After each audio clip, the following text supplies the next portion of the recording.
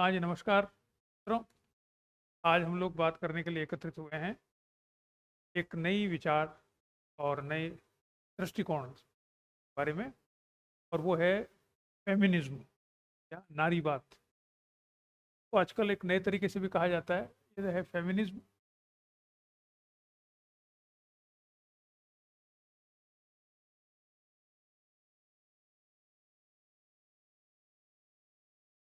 आजकल नारीवाद की जगह जेंडर स्टडीज भी इसको कहा जाता है, लैंगिक अध्ययन या जेंडर अध्ययन भी कह सकते हैं। जेंडर शब्द कॉमन हो गया है हिंदी में, तो जेंडर अध्ययन या नारीवाद जिसे कह सकते हैं, जो पुराना शब्द है। फेमिनिज्म क्या है? जैसा कि नाम से प्रतीत होता है कि यह स्त्रियों के द्वारा एक अप्रोच, एक दृष्टिकोण विकसित किया गया है राजनीति को देखने का और समाज को देखने का। और इसकी आवश्यकता क्यों पड़ी है?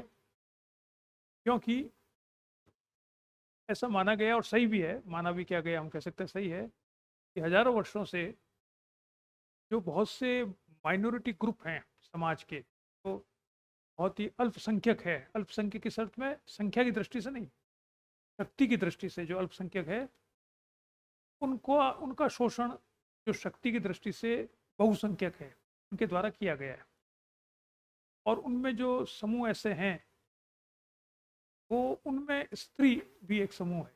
जैसे हम दलितों के बारे में कहते हैं, या उन ट्राइब्स के बारे में कहते हैं, जनजातियां। जैसे अमेरिका में जो जातियां थी, इंग्लैंड के लोग जब वहाँ गए तो उन जातियों को रेड इंडियंस जिन्हें कहा जाता है, वो धीरे धीरे एक कोने में कर दिया उनको। ऐसे अलग अलग जगह पर जब कॉलोनियलिज्म आया, तो जो वहाँ के लोग थे, जो नेटिव्स थे, उनको किसी न किसी प्रकार से वहाँ से बेदखल कर दिया गया या उनका शोषण किया गया, उनकी संख्या भी कम होती गई। तो ये एक सर्वमान्य सत्य है कि दुनिया में जो अल्पसंख्यक है, संख्या की दृष्टि से या शक्ति की दृष्टि से, मूल रूप से शक्ति की दृष्टि से, क्योंकि संख्या की दृष्टि से हो तो भी अगर शक्तिशाली हो तो बहुत मुश्किल है। जैसे यहूदी हैं, वो संख्या की दृष्टि से बहुत कम है, और उनको हम जानते हैं कि जर्मनी में हिटलर ने किस प्रकार से होलोकास्ट 60 लाख लोगों को मार दिया था, 6 लाख लोगों को मार दिया था। लेकिन फिर भी वो इसराइल देश बनाकर उसमें जमे हुए हैं, और आज बहुत शक्तिशाली है, इसलिए उनको दमन करना उनका बहुत मुश्किल है। तो मूल बात यह है कि शक्ति है या नहीं। संख्या अगर ज़्यादा है तो सामान्यतः माना जाता है शक्ति होगी, लेकिन वो अगर ऑर्गेनाइज नहीं हो तो शक्तिमान नहीं बनते। जैसे अफ्रीकन्स देख सकते हैं, अफ्रीका के देश के जो लोग हैं, वो उनकी संख्या बहुत है, लेकिन वो बहुत वर्षों तक इस उपनिवेशवाद के शिकार होते गए, क्योंकि संख्या में अधिक होने पर भी शक्ति में अधिक नहीं थे वो, इनके मुकाबले जो यूरोपियन थे। तो ये माना गया कि बहुत से समूह हैं ऐसे जो समाज में, जिनके पास कम शक्ति रही है किसी बहुत से कारणों से। उनमें से एक समूह है स्त्रियों का। अब हम जब बाद में बात करेंगे तब हम इस पर भी विचार करेंगे कि ये जो समूह होते हैं, क्या ये होमोजीनियस होते हैं या नहीं होते, वो अलग इशू है, बाद में देखेंगे। लेकिन अभी हम शुरुआत करना चाहते हैं इस बात से कि नारीवाद का जो आधार है, फेमिनिज्म का जो आधार है कि नारीवाद क्या होता है, वो आधार ये है कि हजारों वर्षों से स्त्रियों का पुरुषों से शोषण हुआ है। क्योंकि जो ग्रुप बनता है तो उसमें होता है शोषण कौन किसका कर रहा है, कॉन्ट्रास्ट होना चाहिए, वरना पता ही नहीं पड़े। जैसे अफ्रीकन थे तो उनका गोरों ने किया, तो ऐसे ही आपको पता होना चाहिए शोषण कौन कर रहा है। तो ये माना गया कि स्त्रियां अगर एक शोषित वर्ग है, उनका शोषण कौन कर रहे हैं? पुरुष वर्ग कर रहा है। तो हजारों वर्षों से पुरुष ने स्त्रियों का शोषण किया, और पुरुष ने स्त्रियों का शोषण किया है। क्यों? इसलिए नहीं किया है कि स्त्रियां शारीरिक रूप से कमजोर है या स्त्रियों में कम अकल होती है, ये तो बाद में मिथ क्रिएट किए गए। स्त्रियां और पुरुष में अंतर बायोलॉजिकल है, प्रकृति प्रदत्त है, लेकिन वो इनइक्वलिटी का अंतर नहीं है। ये फेमिनिस्ट का आर्ग्यूमेंट मैं बता रहा हूँ। वो ये मानते हैं, फेमिनिस्ट जितने भी होते हैं या नारीवाद के दृष्टिकोण को अपनाते हैं, कि स्त्री पुरुष they are different but they are equal. ये अलग अलग होते हैं लेकिन समान होते हैं। इनमें सिर्फ शारीरिक बनावट अलग अलग प्रकार की होती है। उससे ये नहीं होता कि स्त्रियां जो हैं वह कमज़ोर है फिजिकली या मेंटली और पुरुष ज़्यादा है। ये तो कल्चर की देन है, संस्कृति ने ऐसा बनाया है। इसलिए सिमन द बुआ का नाम सुना होगा आपने, फ्रेंच एग्जिस्टेंस, 1949 में पुस्तक लिखी थी, सेकंड सेक्स। और उसका पहला सेंटेंस क्या था? स्त्रियां पैदा नहीं होती, बनाई जाती है। Women are not born, they are made. स्त्रियां पैदा नहीं होती, स्त्रियां बनाई जाती है। क्या अर्थ है? इसका अर्थ है स्त्रियां जिन्हें हम कहते हैं वो स्त्रियां पैदा नहीं होती। पैदा तो एक सेक्स को लेकर होती है, एक विशेष अलग प्रकार का सेक्स होता है।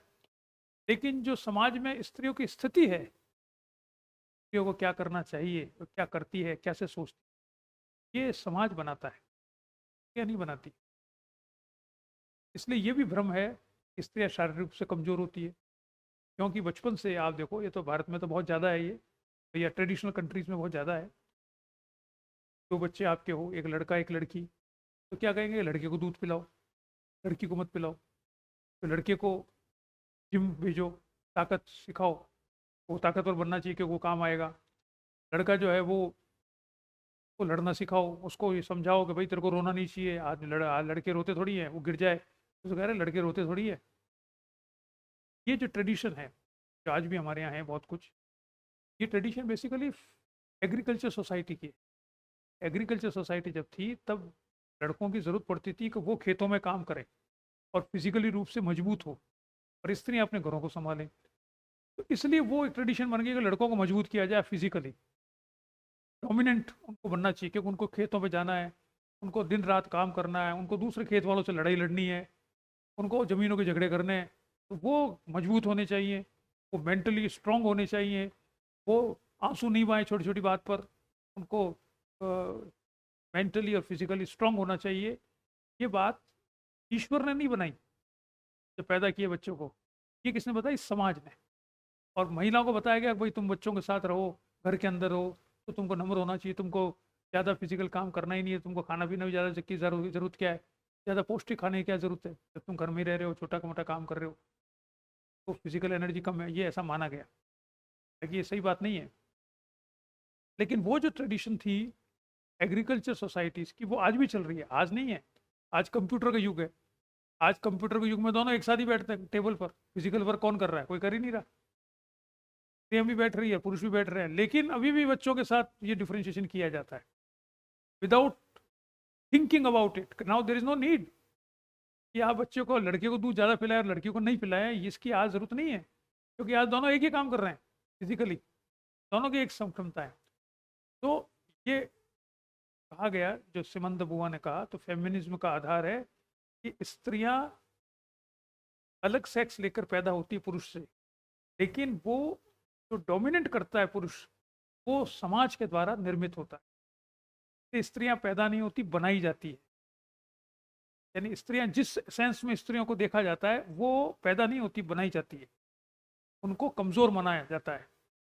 जबकि फैक्ट ये है, अगर बाद में बायोलॉजिकली आप अध्ययन कर रहे हैं लोगों ने, कि जो मनुष्य का मस्तिष्क होता है, जिसका, किसी भी जानवर का जिसका मस्तिष्क शरीर की तुलना में बड़ा होता है, वो ज़्यादा इंटेलिजेंट होता है, ये माना जाता है थियोलॉजिकली। तो पुरुष और स्त्री में, पुरुष का मस्तिष्क उसके शरीर की तुलना में, अगर आप तुलना करें किसकी, स्त्रियों से, तो वो कम होता है। स्त्रियों का शरीर कम होता है और मस्तिष्क बड़ा होता है। पुरुषों का शरीर बड़ा होता है, मस्तिष्क कम होता है। तो फिजियोलॉजिकल पॉइंट ऑफ व्यू से अगर आप परिभाषित करें तो स्त्रियों में ज़्यादा अकल होती है बनिस्पत पुरुषों के, मस्तिष्क की बनावट के हिसाब से। लेकिन हम जानते हैं कि ऐसा हम समाज में अलाउ नहीं करते पुरुष। इसलिए फेमिनिज्म जो है मूल रूप से उसका आधार यह है कि स्त्रियों के साथ शोषण हुआ है हजारों वर्षों से, और स्त्रियों को अब अपनी लड़ाई लड़नी चाहिए। और ये शोषण इसलिए नहीं हुआ कि स्त्रियां कमजोर थी, स्त्रियां उतनी ताकतवर है जितने के पुरुष होते हैं, फिजिकली और मेंटली।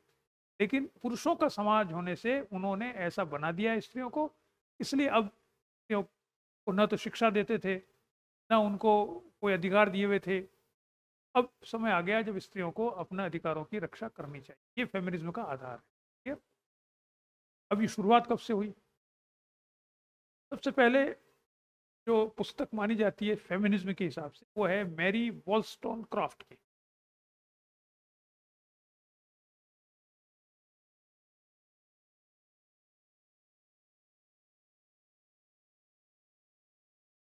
स्पेलिंग बड़ी अजीब सी है, वॉलस्टोन।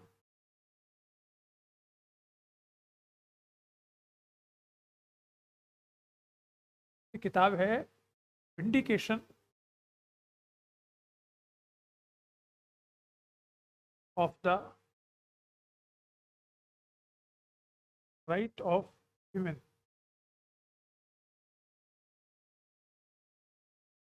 1792। ये ब्रिटिश महिला थी और इसने ये पुस्तक लिखी थी फ्रेंच रिवॉल्यूशन के बाद में। 1789 में फ्रेंच रिवॉल्यूशन हुआ था, हम जानते हैं। और उसमें जब स्वतंत्रता, समानता और भ्रातृत्व का नारा दिया गया तो उन्होंने कहा कि भाई ये नारा जो है ये केवल पुरुषों तक सीमित है, को स्त्रियों तक हमको ले जाना चाहिए। ये मूल मंत्र है इस पुस्तक, विंडिकेशन ऑफ राइट। जो नारा फ्रेंच रिवॉल्यूशन में लगाया गया है वह नारा केवल पुरुषों का नहीं है, वो स्त्रियों का भी है। उन्हें भी स्वतंत्रता चाहिए, उन्हें भी समानता चाहिए और उनके साथ भी बराबर का व्यवहार करना चाहिए। ये इसका कहना था। इसलिए इसने क्या कहा? इसने कहा कि सामाजिक और राजनीतिक अधिकार स्त्रियों को मिलने चाहिए। पहली बात इसके अंतर्गत, इससे शुरू होता है आपका नारीवाद। सामाजिक और राजनीतिक अधिकार मिलने चाहिए। दूसरी बात जो महत्वपूर्ण है, उसने कहा जो स्कूल का करिकुलम है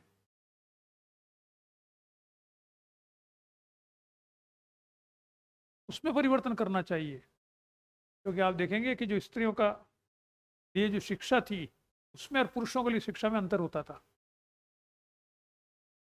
बहुत वर्षों तक आज भी होता रहता है कि आप देखोगे स्त्रियों के लिए साहब सिलाई कढ़ाई की एक्स्ट्रा जो क्या होगी, सिलाई कढ़ाई सिखा दो इनको, और पुरुष को क्या फुटबॉल खिलाओ। ये अभी बहुत सालों तक चल रहा था। वो तो फिर गांधी जी ने भारत में तो उन्होंने जो बेसिक एजुकेशन की बात की थी या प्लेटो ने की थी वो थी कि स्त्री पुरुष को समान शिक्षा दी जाए, अलग अलग नहीं दी जाए शुरू के वर्षों में। यहाँ तो हम कहते हैं शुरू में उनको कहा कि इनको फुटबॉल क्या खेलना जरूरत है, तो सिलाई कढ़ाई कराई जाए। तो ये कह रहा है ये करिकुलम जो है इसको परिवर्तन करने की आवश्यकता है। स्त्रियों के अधिकारों के, सामाजिक और राजनीतिक अधिकारों को इसमें जोड़ने की आवश्यकता है। ये बात महत्वपूर्ण रूप से कही। और अंतिम बात उसने कही जो राजनीतिक रूप से बहुत महत्वपूर्ण थी कि स्त्रियों को फुल सिटीजनशिप मिलनी, फुल सिटीजनशिप।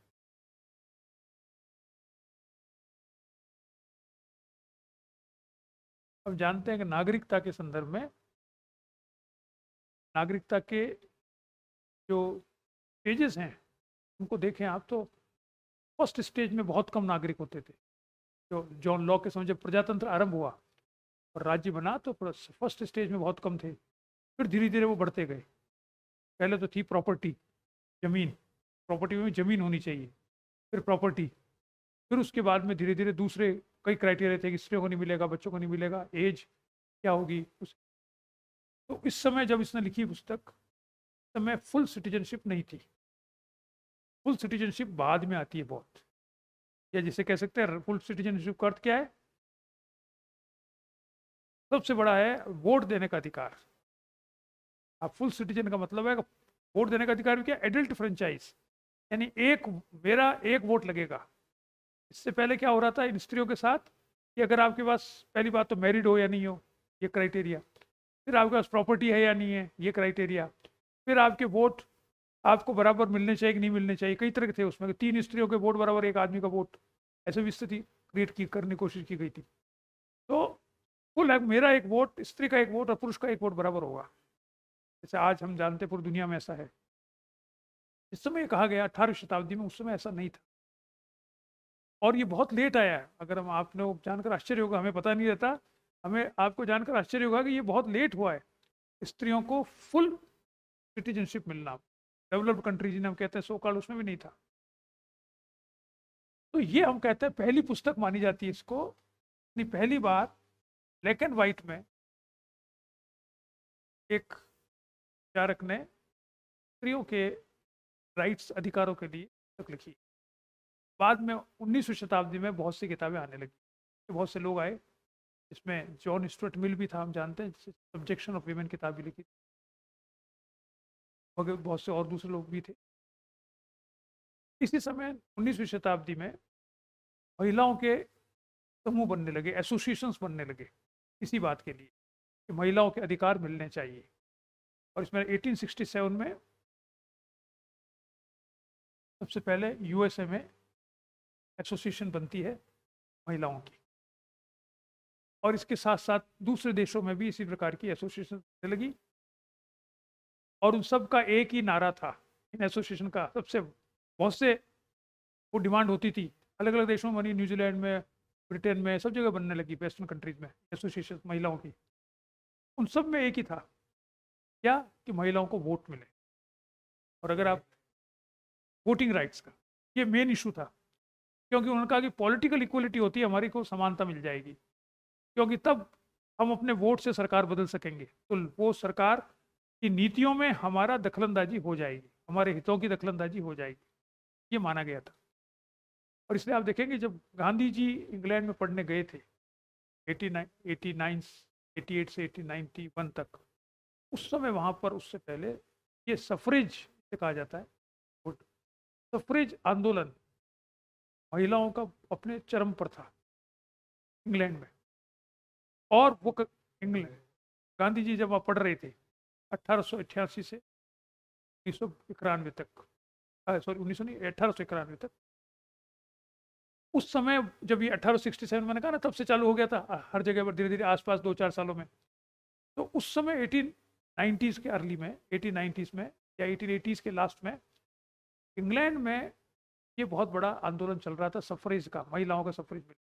और वो आंदोलन था, वो कैसा था, पैसिव रेजिस्टेंस का।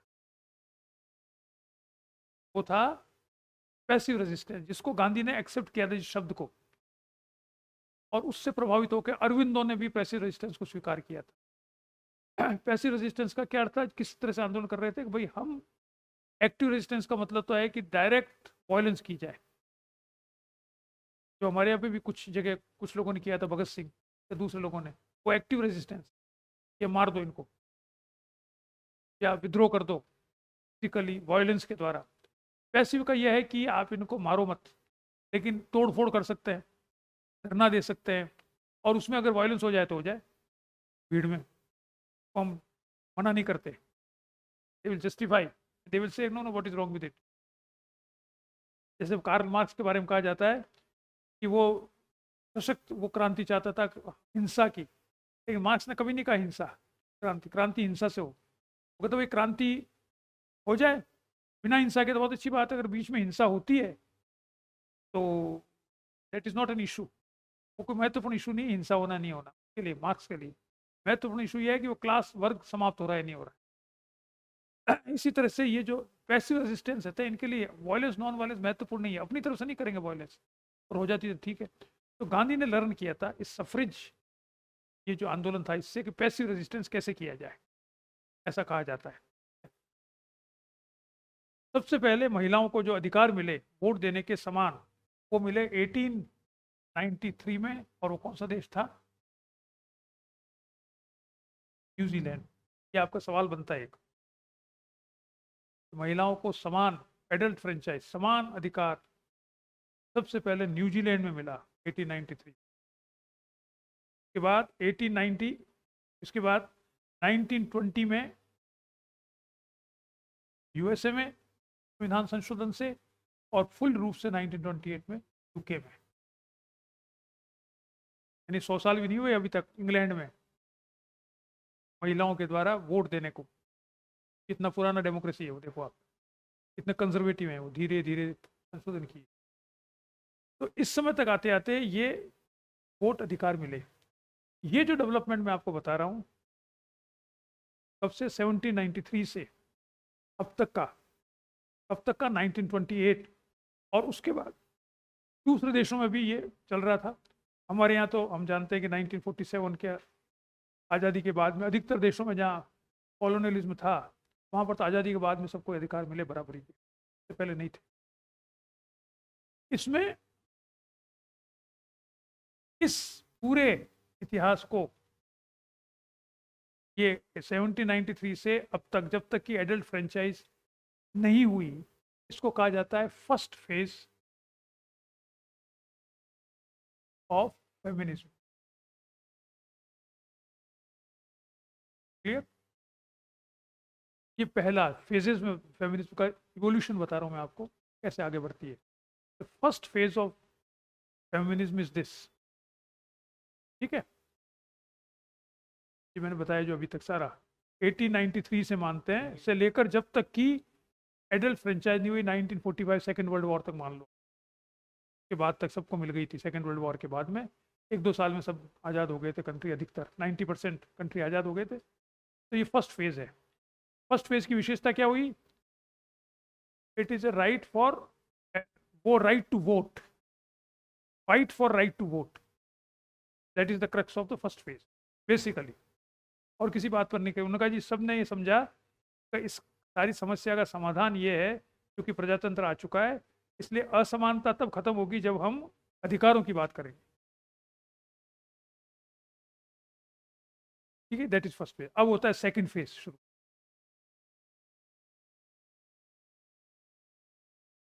सेकंड फेज शुरू होता है 1960s में, और ये एक पुस्तक से शुरू होता है, बेट्टी फ्राइडन। बेट्टी फ्राइडन जो थी, नहीं नहीं नहीं, बेट्टी फ्राइडन की पुस्तक थी द फेमिनियन मिस्टीक।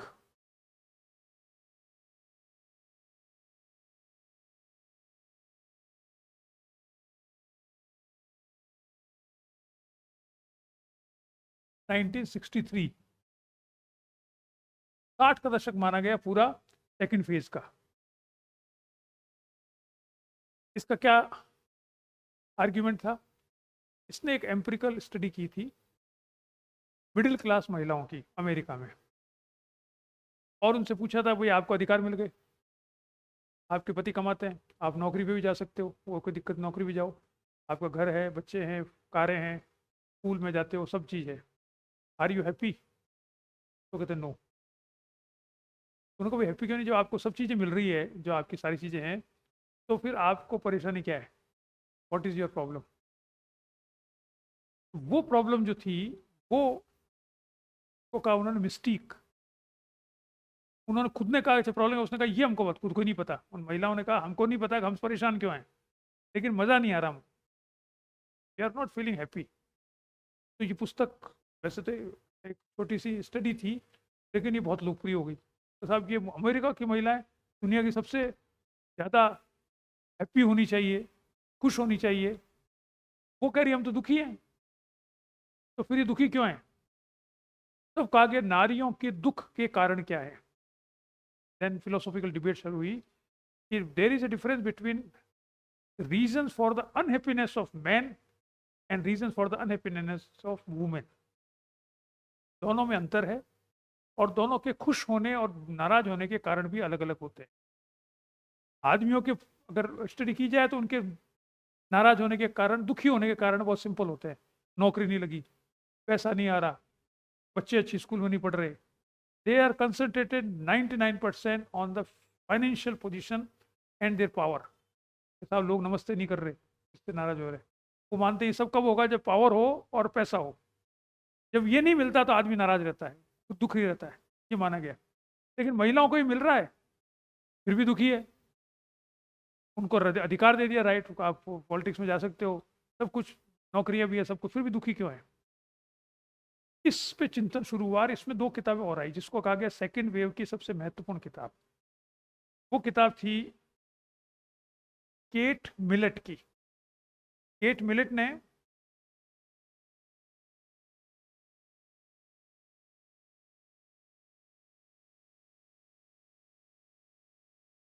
Sexual politics, 1970।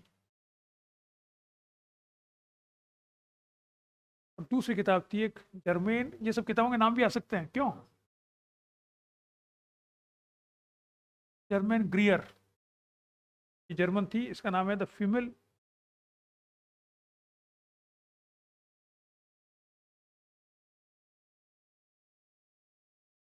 यूनुक। हाँ, ये दो किताबें महत्वपूर्ण आई। इसकी सेकंड फेज, इसकी ये जो है सेक्सुअल पॉलिटिक्स, ये इसकी सबसे महत्वपूर्ण किताब मानी गई। सेकंड फेज की बात ये 1970 में आकर ये कहने लगे, सेकंड फेज आया 1960 से चालू हो गई थी ये, क्योंकि ये जो इसने जो बताया फेमिनिन मिस्टिक में, इसने कोई आंसर नहीं दिया, इसने तो एक डिजीज बताई। वही लोग, ये महिलाएं परेशान है, इसका मतलब महिलाएं अलग तरह से परेशान होती है पुरुषों के मुकाबले, लेकिन क्यों होती है ये उसको नहीं पता, क्यों, इट इज मिस्टिक। इसने बताया कि क्यों होती है, सेक्सुअल पॉलिटिक्स। इन्होंने कहा कि महिलाएं पुरुषों से साइकोलॉजिकली अलग होती है, देयर साइकोलॉजीज आर डिफरेंट,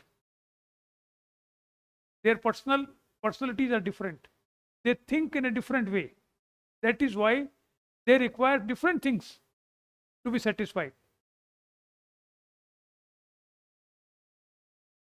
और उसमें प्रॉब्लम क्या आती है,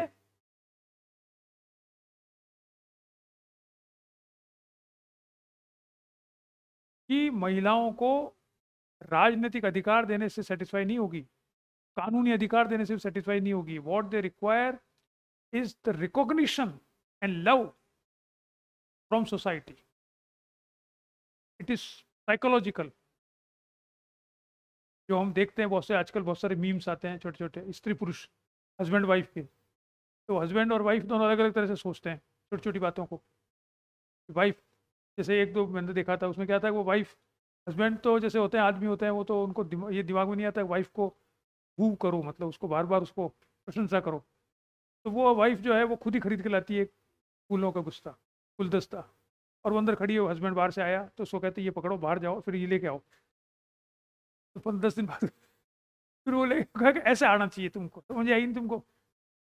this shows a different mind, आदमी का समझ में नहीं आता इसका क्या जरूरत है, mental setup. This is what is indicated.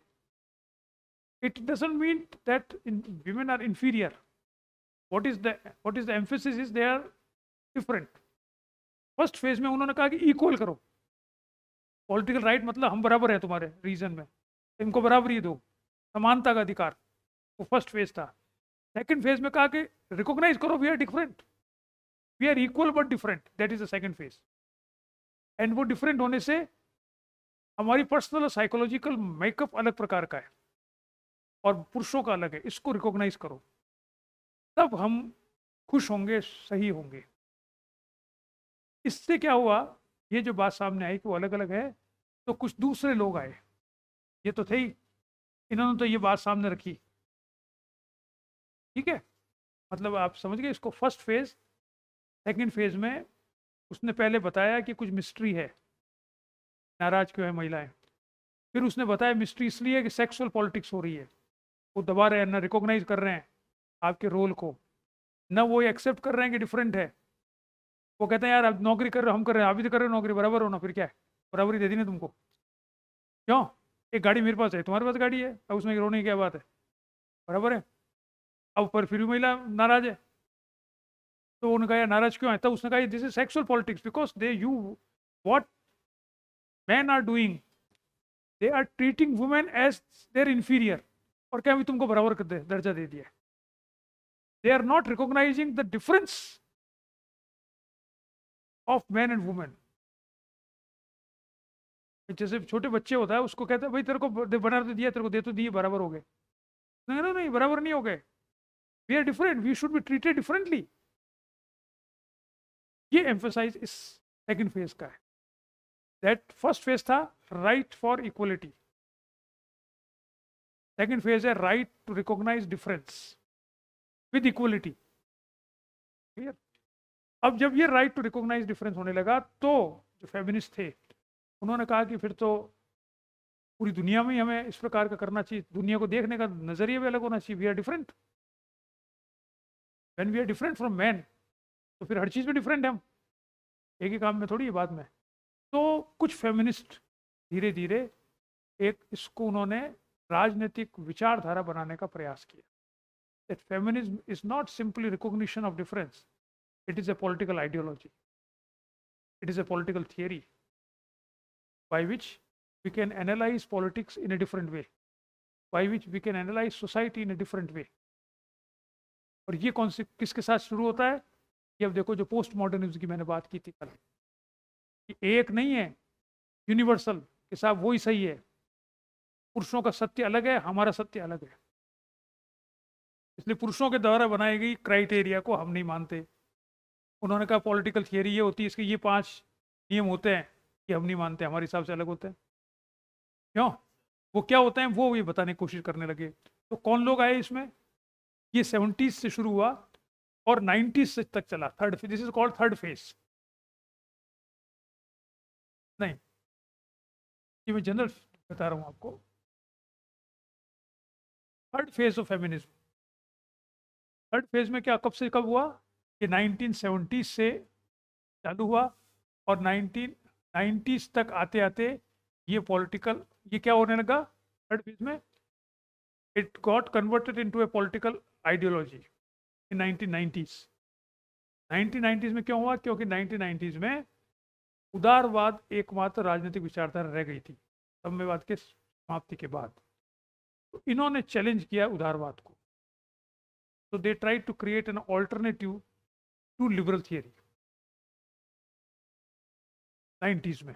90s में बात नहीं, मतलब 90s से, गॉट इट, 90s के आसपास, ठीक है ना। तो इन्होंने सबसे पहले क्या किया कि उदार, वो तो खत्म हो गया साम्यवाद, तो अब का सब उदारवाद के अंदर ही इसकी बात करेंगे। तो उन्होंने कहा नहीं, उदारवाद नहीं, हमारी खुद की पॉलिटिकल आइडियोलॉजी अलग है। और उन्होंने उदारवाद की गलतियां बताई, उदारवाद में ये समस्या है इसलिए हम अलग तरह से सोच रहे हैं। इनके अनुसार मेजर आर्ग्यूमेंट क्या है कि उदारवाद बेसिकली पुरुषों द्वारा बनाया गया एक सिद्धांत है और पुरुषों पर लागू होता है। इसका सबसे बड़ा उदाहरण ये था, उदारवाद का सबसे बड़ा विचारक इस समय था जॉन रॉल्स, 1971 से। तो जॉन रॉल्स की आलोचना करी इन्होंने ज़्यादा, कि उसने जो सारे शब्द काम में लिए हैं वो क्या लिए? ही। और जो समझौता होता है, इसकी हम बात करेंगे बाद में डिटेल में, उस समझौता करता है फैमिली का हेड, वो कौन है? ही, पुरुष है, महिलाओं के बारे में तो बात ही नहीं करता वो। हाँ, तो वो सबसे बड़ा लिबरलिज्म का सबसे कंटेम्प्रेरी थिंकर वो था, उसकी आलोचना करके उसमें से ये गलतियां निकाली गई। और इन्होंने नई तरह क्या शुरू की, इन्होंने कहा जेंडर न्यूट्रल शब्दावली काम में लेनी चाहिए। अब इन्होंने नया चीज चालू की, क्या? फर्स्ट फेज में था समानता लाओ, सेकंड में था डिफरेंसेस मानो, थर्ड में कहा कोई डिफरेंस है ही नहीं, ये तो sex is different from gender, difference तो फिजिकल है, तो फिजिकल को आप बहुत बड़ा डिफरेंस क्यों मान रहे हो? It is A part of human body which is different. जो बहुत बड़ी फिलोसोफर है, इसमें भी नाम बताऊंगा मैं आपको, जिसने इस पर बहुत काम किया, क्वीर थियरी पे, वो यही आर्ग्यूमेंट है। तो पहले आप नाम लिख लें, ये जो लोग इस थर्ड फेज के हैं और इन्होंने जो किताबें लिखी है वो बहुत महत्वपूर्ण है, वो आ सकती है आपके। एक है इसमें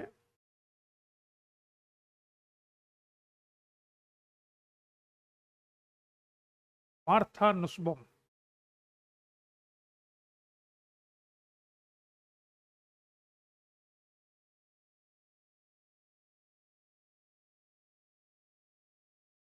की पुस्तक है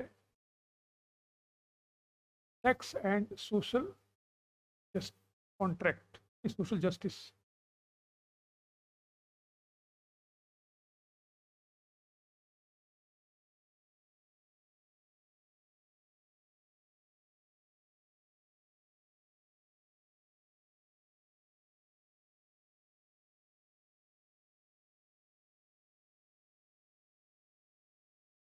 ये no, it is not social but it is sexual.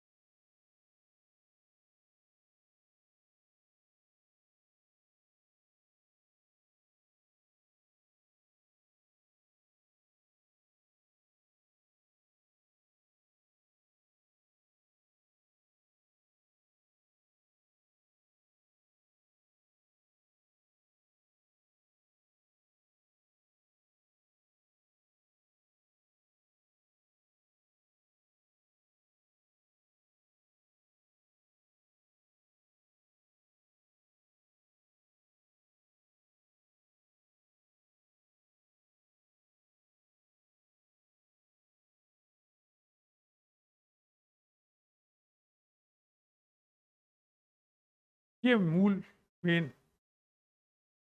Thinkers हैं। Martha Nussbaum, sex and social justice 1999, Carole Pateman, the sexual contract 1988,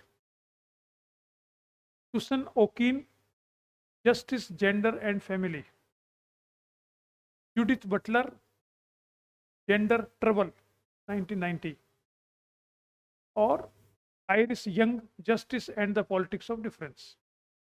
अब ये क्या कह रहे हैं मैं थोड़ा थोड़ा संक्षेप में बता दूं। ये this is a third phase के मेजर थिंकर्स हैं ये।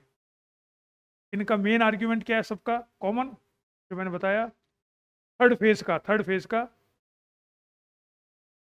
Gender is different from sex, sex is a physical thing, gender is created by society, ठीक है, दैट इज फर्स्ट। इसलिए इस सेक्स के आधार पर डिफरेंशिएशन नहीं होना चाहिए।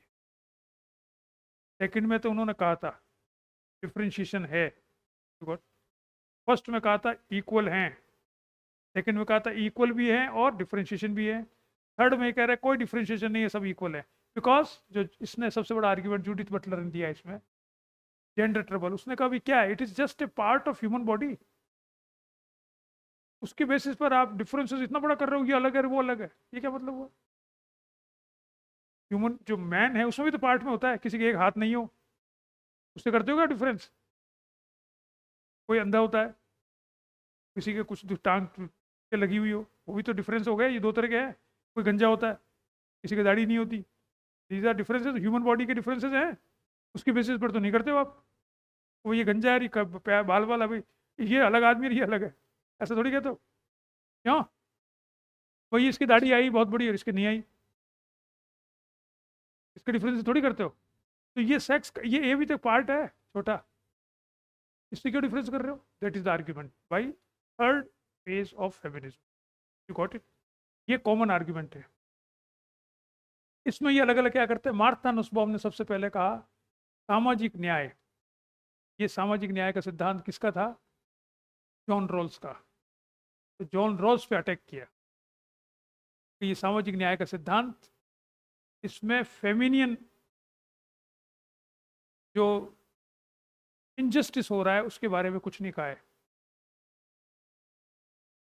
मार्क्स ने, सॉरी, रॉल्स की आलोचना की जाती है, जो किसके द्वारा की जाती है, अमर्त्य सेन के द्वारा। ये अमर्त्य सेन के साथ ने काम किया, और ये क्या, अमर्त्य सेन के साथ मार्था नुसबॉम ने। और ये किस चीज को मानते हैं, इन्होंने कैसे आलोचना की थी, कैपेबिलिटी अप्रोच, कैपेबिलिटी अप्रोच, सामर्थ्य की क्या आलोचना थी रॉल्स की। रॉल्स ने कहा था कि एक न्याय का सिद्धांत है, जस्टिस एज फेयरनेस, इस सिद्धांत पर एक स्ट्रक्चर बना दो, राज्य बना दो, बस बात खत्म, राज्य न्याय आ जाएगा, सामाजिक न्याय मिल जाएगा। इन्होंने कहा कि इससे नहीं मिलता न्याय कोई स्ट्रक्चर से, जो इंडिविजुअल्स हैं, सिटीजन्स हैं, उनमें कैपेबिलिटी बढ़ाओ, तब मिलेगा न्याय उनको, सरकार से नहीं मिल। सरकार का काम है लोगों की कैपेबिलिटी बढ़ाना, अपॉर्चुनिटीज देना जिससे वो अपनी सामर्थ्य बढ़ा सके, यानी उनको एजुकेट करना, जैसे फॉर इंस्टेंस उनको हेल्थ प्रोवाइड करना, उससे वो खुद ही कर लेंगे न्याय। ये कह रहा है जॉन रॉल्स, इंडिविजुअल्स जो सिटीजन्स की कैपेबिलिटी बढ़ाने के बारे में बात नहीं करता, वो तो स्ट्रक्चर देता, समाज ऐसा, राज्य ऐसा होना चाहिए। Got it. ये मार्था नुसबॉम क्या कह रही है, तो ये महिलाओं की कैपेबिलिटी बढ़ाने की बात नहीं करता, पुरुषों की तो करता ही नहीं है, महिलाओं को भी नहीं करता। ये इसका मेन आर्ग्यूमेंट है, इसलिए सोशल जस्टिस का सिद्धांत इसका अधूरा है।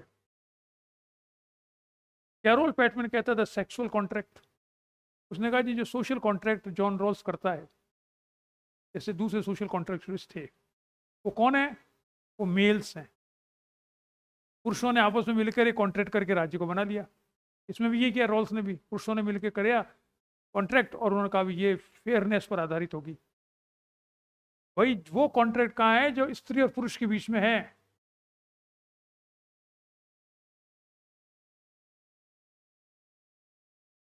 क्या आपने स्त्री और पुरुष के बीच में भी कोई कॉन्ट्रैक्ट किया, करवाया या नहीं करवाया, कहाँ करवाया। मैंने कहा शादी में भी कॉन्ट्रैक्ट नहीं होता ये, शादी का जो कॉन्ट्रैक्ट है उसने इसकी बात उसने की, वो बड़ा ही वेग सा होता है कि दो आत्माओं का मिलन है, ये करते रहते हैं। It should be very clearly defined the rights and obligations of both partner. क्यों? ये आर्ग्यूमेंट है इसका कि सोशल कॉन्ट्रैक्ट तो बहुत हो गए, सेक्सुअल कॉन्ट्रैक्ट तो करो स्त्री पुरुष में समानता में। That is what is our argument is. Susan Okin ने फिर वही कहा कि जस्टिस की बात तो बहुत होती है, रॉल्स ने कहा, औरों ने कहा, लेकिन ये फैमिली के अंदर तो वो सिद्धांत लगाता ही नहीं है। उसने जो सिद्धांत दिया है जॉन रॉल्स ने, जब हम पढ़ेंगे तो देखेंगे सिद्धांत क्या दिया है। फैमिली का हेड कॉन्ट्रैक्ट करता है। क्यों करता है? क्योंकि वो कहता है बार बार कॉन्ट्रैक्ट नहीं करना पड़े, हर जनरेशन को एक बार कर लो तो आगे सारी जनरेशन उसमें रह जाएगी कॉन्ट्रैक्ट में। हर बार नया आदमी कॉन्ट्रैक्ट करेगा, उससे क्या मतलब? तो फैमिली के लिए तो कर रहा है। उसने कहा ये तो आपने कर लिया भाई साहब फैमिली के हेड के रूप में, अब फैमिली के अंदर भी तो कॉन्ट्रैक्ट करो। स्त्री पुरुष का, बच्चों का कैसे संबंध है, वो तो किया ही नहीं आपने। वो फेयरनेस में कहा है। That is what the argument of Susan के Okin. Got it? Judith Butler ने तो ये कहा कि ये जेंडर जो है it is not a fixed term, gender is flexible term. और उसने एक नया कॉन्सेप्ट दिया जिसके कारण से बहुत प्रचलित हुई, उसका नाम है परफॉर्मेबिलिटी। परफॉर्मिलिटी क्या कहा इसने? Performativity. Gender is defined by the actions taken on the basis of perceived gender। जैसे घर में खाना बनाने का काम हम मानते हैं कि स्त्रियों का है, ये मानते हैं ना, परसीव्ड है, ठीक है। उसने कहा जो खाना बना रहा है वो स्त्री है, या पुरुष हो जाए स्त्री, इससे कोई मतलब नहीं है। Don't distinguish on the basis of sex. One who performs a particular function which is perceived of a particular gender, then action who is doing is belongs to that gender for that particular purpose. You got it point? अगर आप बाहर बंदूक चला रहे हो तो वो स्त्री, वो मेल है। स्त्री पुरुष का कोई मतलब नहीं, वो मेल है, क्योंकि gender is defined by the action, it is flexible, it is in the performance. और इसीलिए इसको क्वीर थियरी का सबसे बड़ा विचारक माना जाता है। What is queer theory? आप जानते हो क्या होता है? LBGS क्या है? PQ+, यही है ना? LG नहीं, बी नहीं है, LGB। Lesbian, gay, bisexual, transgender and queer. Queer क्या होता है?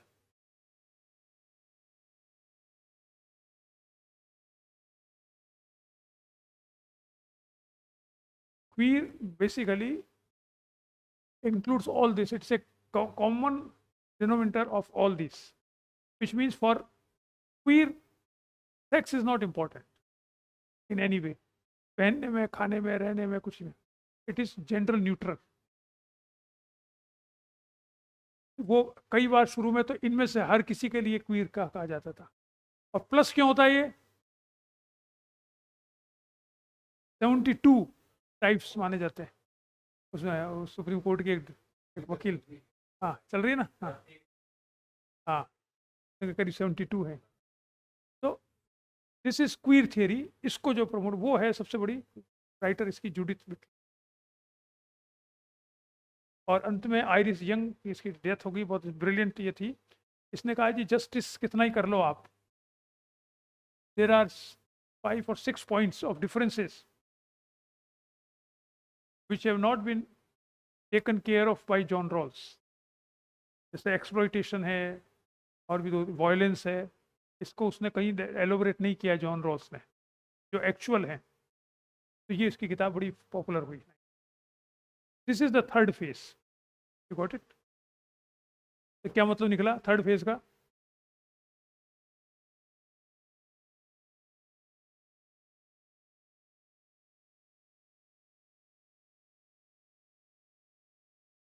तो ये क्या है, दिस इज नाउ, नहीं वो तो कर दिया, लेकिन ये एमर्ज हुए as a political theory, political ideology. ये बेसिकली क्या है, इन सब ने मिलकर कहा कि चूंकि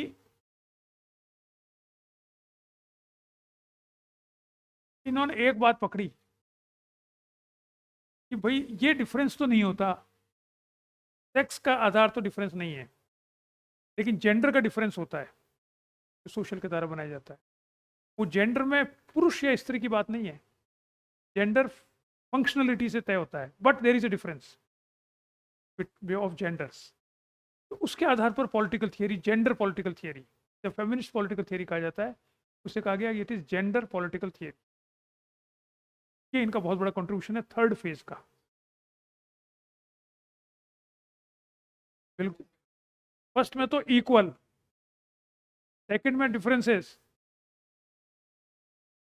डेफिनेटली सेकंड में डिफरेंसेस हैं, ये वही तो हैप्पीनेस मतलब डिफरेंसेस हैं, ये मालूम, ये रिकॉग्नाइज करो आप, वो रिकॉग्नाइज कर लिया। और वो डिफरेंसेस क्या हैं, जो बाद में दोनों सेक्सुअल पॉलिटिक्स में उन्होंने बताया कि भाई स्त्री अलग तरह से सोचती है, पुरुष अलग तरह से सोचता है। फिर इन्होंने कहा थर्ड में कि अलग अलग तरह से सोचते हैं, लेकिन ये डिफरेंस जो है ये सेक्स पर आधारित नहीं है, ये जेंडर पर आधारित है।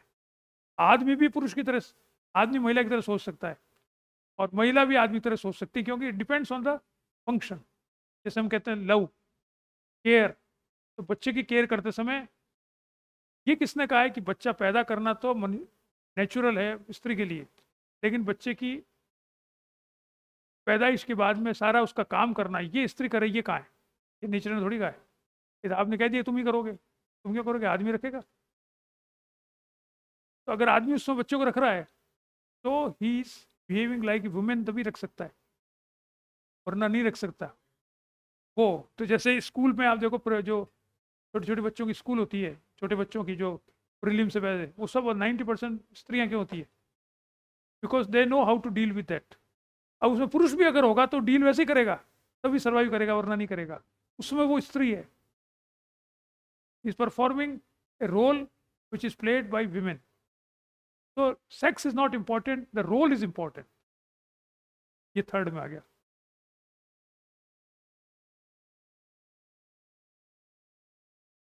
क्या क्या बात है, अभी अपन कर रहे हैं। अब ये जो हुई जेंडर न्यूट्रलिटी की बात हो गई, जेंडर स्टडीज आ गई। अब ये जो पॉलिटिकल थियरी बनी इनकी जेंडर, वो आती है, उसकी करेक्टरिस्टिक्स क्या है? तो पहली करेक्टरिस्टिक्स है, 4 पॉइंट है, मतलब करेक्टरिस्टिक। पहला है जो डिबेट है वो पब्लिक, हाँ, वर्सेस पर्सनल फियर।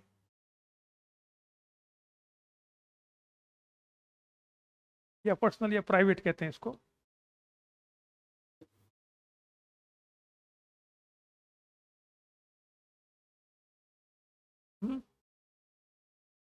वापिस बुक के नाम तो लिख दिए थे ना।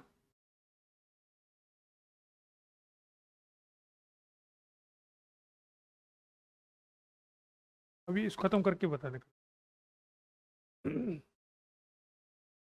तो फर्स्ट है पब्लिक प्राइवेट स्फीयर की डिबेट। इसमें एक पुस्तक है बड़ी महत्वपूर्ण, वो है जीन बात की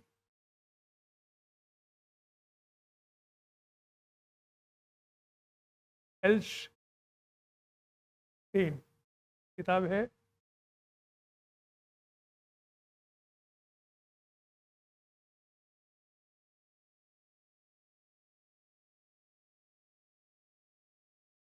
एट्टी वन, जीन बाथ के एल्स्टेन,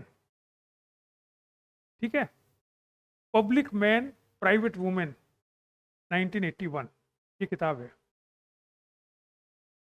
इस पुस्तक में इसने बहुत विस्तार से ये बताया है ये क्या होता है, दोनों में अंतर क्या होता है। तो क्या अंतर होता है? ये अंतर मूल रूप से पुरुषों के द्वारा क्रिएट किया गया है। कि पब्लिक स्फीयर जो घर से बाहर है, घर की चार दीवारी के बाहर, वो तो पब्लिक स्फीयर है, और जो घर के अंदर है वो पर्सनल स्फीयर है, ठीक है, प्राइवेट स्फीयर है।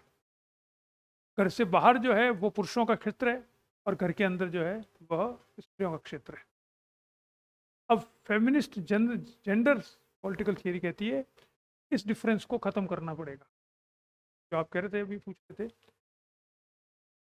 Personal is political because public is political and personal is personal. तो इस डिफरेंस को खत्म करने पर ये स्त्री पुरुष में जो अंतर है, अंतर कौन सा, हायरार्की का अंतर है, ये खत्म होगा। जब तक ये खत्म नहीं करोगे ये खत्म नहीं हो सकता। अब इसमें सब लोग सहमत नहीं है, सारे फेमिनिस्ट। फेमिनिस्ट का विशेषता है, but all not all political theories, all feminist political theories believe in it. कुछ हैं लिबरल फेमिनिस्ट, वो कहते हैं डिफरेंसेस होने चाहिए। आप हायरार्की खत्म कर दो, आप ये भी खत्म कर दो कि सब स्त्रियां बाहर जा सकती है, ये कह दो आप, पुरुष घर में रह सकते हैं, that is also acceptable, but the boundary should be there. Why? Because the boundary is made of, boundary clearly indicates the different functions perform at different places। ये जो बाउंड्री है ये स्त्री पुरुष की बाउंड्री नहीं है, ये गलत है। ये बाउंड्री है, अलग अलग तरह के दो काम होते हैं, प्राइवेट होते हैं वो घर में होंगे और पब्लिक होंगे बाहर होंगे, ये है डिफरेंस। अब ये तो बाद में सोसाइटी ने कर दिया कि बाहर वाली स्त्री पुरुष करेंगे, ये कहाँ कह रहे हैं, लिबरल कह रहे हैं, ये हमने कब कहा बाहर वाली स्त्रियां करें? लेकिन ये दोनों एक नहीं हो सकते, ये अलग रहने चाहिए। क्यों? क्यों? अगर आपने डिफरेंस हटा दिया तो फिर पब्लिक, जो आप कह रहे हो ना प्राइवेट इज पॉलिटिक्स, तो पॉलिटिक्स घर में घुस जाएगी, नुकसान भी तो होगा। अभी तो आप कहते हो पॉलिटिक्स बाहर है और घर अलग है। कि कोई नौकरी करके आते हैं हम लोग तो बहुत बाहर की परेशानियां लेके आते हैं, तो घर में आती स्त्री जैसे मान लो नहीं कर रही नौकरी या करती भी है तो आके कहती है भैया घर में बात नहीं करोगे, बाहर की बिजनेस की, या बच्चे हैं या घर की बात करो। आपने कह दिया कोई डिफरेंस ही नहीं है दोनों में, पब्लिक और बाहर में, तो फिर सब वही बातें करो, कहीं भी करो, तो बच्चे बड़े कैसे होंगे? क्यों? बच्चों को अलग एनवायरनमेंट चाहिए, उनको ये क्या मतलब आप क्या करके आए हो बाहर? अगर आप इसको डिफरेंस को खत्म कर देते हो तो which means there are many things which are essential for smooth running of a home which should be confined to home.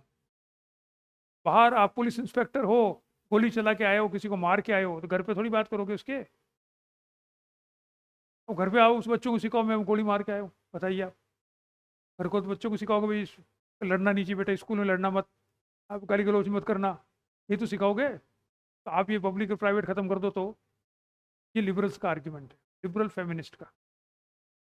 Feminist जो है हार्डकोर रेडिकल, वो कहते हैं कि साहब ये आर्ग्यूमेंट बेवकूफ़ी करने का, बेवकूफ़ बनाने का हमको, क्योंकि इस डिफरेंस होते ही पुरुष पब्लिक पे कब्जा कर लेता है और महिलाओं को प्राइवेट में धकेल देता है।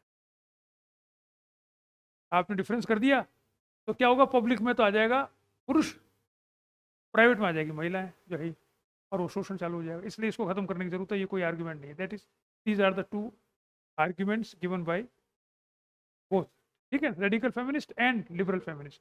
क्लियर? दूसरा है पॉइंट, वो है पेट्रियार्की। कौन? नहीं, इसका कोई वो संबंध नहीं, ये तो इस तरह क्लियर किया है। ये दो होती क्या होती है, इसको कोई हाँ कह सकते हो, नहीं नहीं, लिबरल क्या हो तो कोई भी करेगा, वो तो दोनों में अंतर किया है उसने। Basically it is an authentic well reputed publication which differentiate between these two. She is a feminist basically, वो लिबरल है या नहीं पता नहीं इतना। अब आया सब पेट्रियार्कल। दूसरा पेट्रियार्कल क्या कहते हैं हिंदी में? पितृसत्तात्मक, पितृसत्ता, पितृसत्तात्मक होता है पेट्रियार्कल सोसाइटी, ठीक है। मातृसत्तात्मक और पितृसत्तात्मक, ये तो होती है दो। तो पेट्रियार्की मतलब पुरुष का वर्चस्व, पिता का वर्चस्व, ये पेट्रियार्की होगी, ठीक है। अब इसमें जो सवाल आया, प्रश्न उठता है, वो क्या है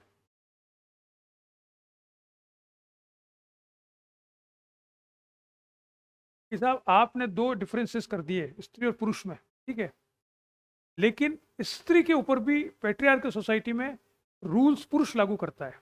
जैसे जो एक्सट्रीम एग्जाम्पल दिया जाता है, स्त्री बच्चा पैदा करने का प्राकृतिक अधिकार है। एबॉर्शन का अधिकार है या नहीं, इस पर डिबेट आज भी चल रही है अमेरिका में, क्योंकि वो कहते हैं क्रिश्चियन रिलीजन में नहीं है, ईश्वर बच्चे ईश्वर देता है। अब वो कहती है तो मेरा शरीर है, इस पर मेरा ही राइट नहीं है, एबॉर्शन के लिए आप मैं किसी दूसरे से क्यों पूछूं?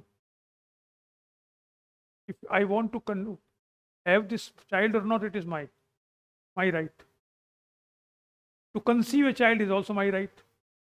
जो पेट्रियार्की आजकल जो रेप के ऊपर चल रहा है कि हाँ ना का मतलब ना होता है, जो कौन सी पिक्चर थी पिंक में, ना का मतलब ना होता है, हाँ का मतलब हाँ होता है, मे बी का मतलब हाँ नहीं होता, हाँ का मतलब हाँ होता है और ना का मतलब ना होता है। ये पेट्रियार्कल है जो स्टीरियोटाइप बनाएगा, नहीं नहीं महिलाएं हाँ तो कभी कहती नहीं, मे बी कह रही हो तो इसका मतलब हाँ है। जो पेट्रियार्कल जोक्स चलते हैं ना वो ऐसे चलते हैं, पुरुष जो हाँ कह दे वो तो मतलब ही नहीं, पुरुष जो ना कह दे वो तो मतलब ही नहीं, वो तो हाँ ही कहता है हमेशा, पुरुष के नेवर से नो और दिस टाइप्स ऑफ रिलेशनशिप। तो ये क्या है, पेट्रियार्कल सोसाइटी के जोक्स हैं, उसके करेक्टरिस्टिक्स हैं। इसके ऊपर फेमिनिस्ट अटैक करते हैं कि पहली बात तो पेट्रियार्की को अटैच ये करना है कि स्त्री का अपने ऊपर और अपने शरीर पर पूर्ण रूप से नियंत्रण होता है, होना चाहिए, पुरुष का उसमें कोई दखल नहीं। इसका सबसे बड़ा जो डिबेट है वो है जैसे एबॉर्शन की डिबेट, सबसे बड़ी डिबेट है, दैट इज सेकंड पॉइंट। इसलिए ये पेट्रियार्कल जो वैल्यूज हैं उनको वो स्वीकार नहीं करती कि पुरुषों के द्वारा तय होगा कि क्या होना चाहिए। जैसे ये सामान्यता है, एक होता है ना कि भाई वो स्त्री बाहर, जो अभी ट्रेडिशनल सोसाइटीज में होता है कि वो बाहर गई तो पूछ के गई कि नहीं गई घर पे, या हमारे यहाँ जैसे पुराने ग्रंथों में किसी में लिखा हुआ कि साहब स्त्री को बचपन में तो पिता के उस प्रश्रय में रहना चाहिए, जवानी में पति के, बुढ़ापे में बेटे के, क्यों रहना चाहिए, अलग क्यों नहीं रहना चाहिए? तो उस समय की परिस्थितियाँ हो सकता है ऐसी हो कि बाहर निकलते कोई लॉ एंड ऑर्डर नहीं हो, क्यों? तो इसको माना जाएगा जैसे पेट्रियार्कल सोसाइटी का, इसलिए इसकी आलोचना की जाएगी, ये गलत है। उस पर डिपेंडेंट क्यों हो रहे हैं कोई स्त्री, बराबर है, खुद के ऊपर खुद का शासन है, पुरुषों का कोई लेना देना नहीं है। This is what the political theory says. Third is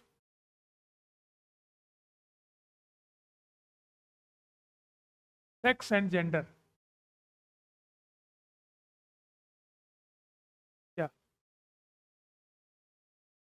ये सारा जो जो हाँ रोकने में, नहीं इसके खिलाफ है, वो पेट्रियार्कल नहीं होना चाहिए,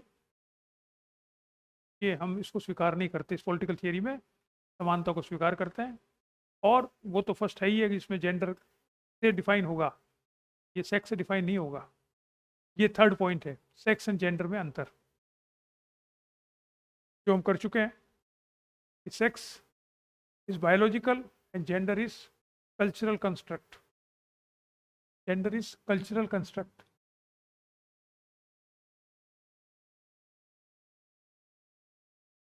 ठीक है, क्लियर, इसको देख चुके हैं। फोर्थ इसमें है that is care and justice.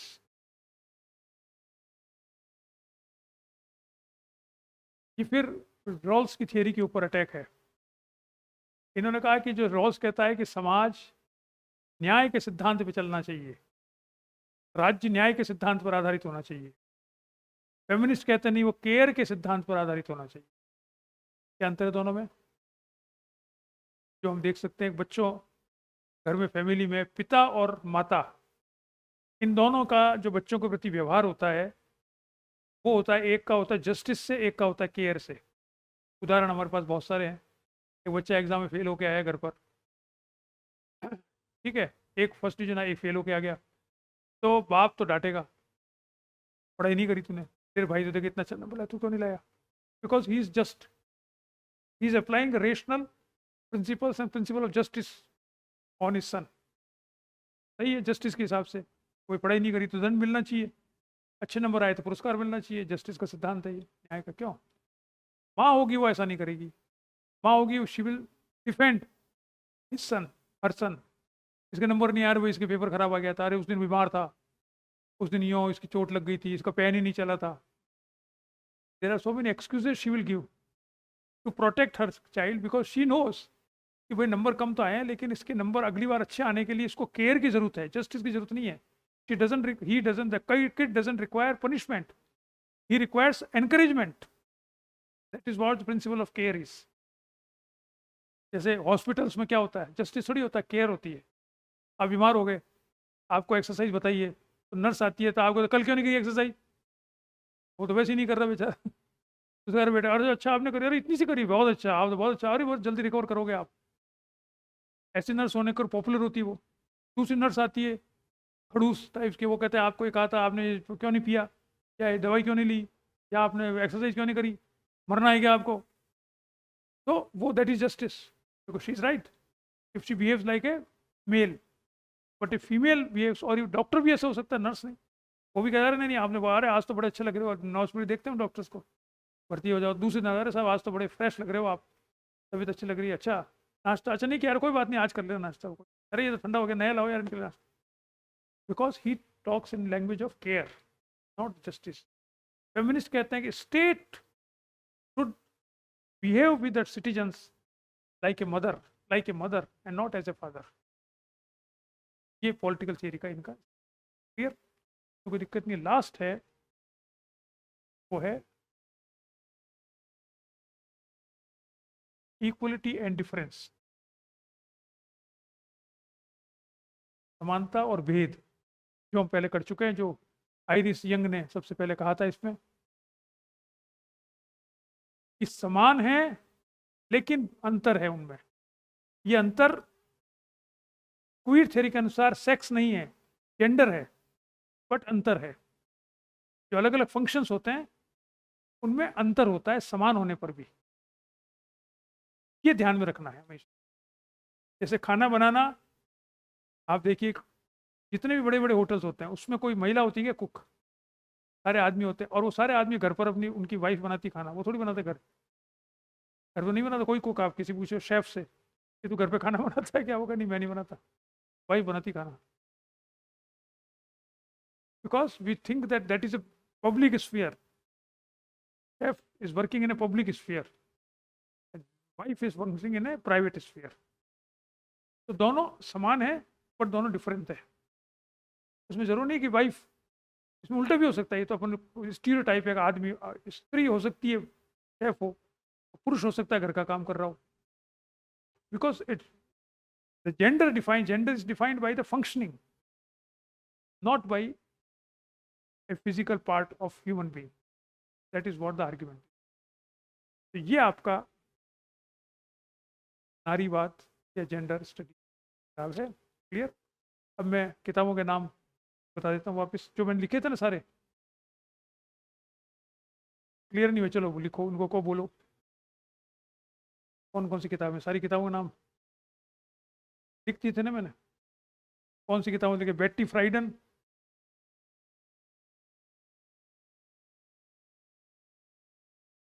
उनसे कहो कि ये सारी किताबों के नाम मैं लिखकर और व्हाट्सएप कर दूंगा. ठीक है. इसमें तो अलग अलग लिखी हुई, मैं लिख के तो कर दूंगा. हाँ लिख के व्हाट्सएप कर देंगे अपन उस पर. ठीक है ना, ये कर देना, इसको कोई रिपीट करने से मतलब. ठीक है, आज का इतना करते हैं. Thank you.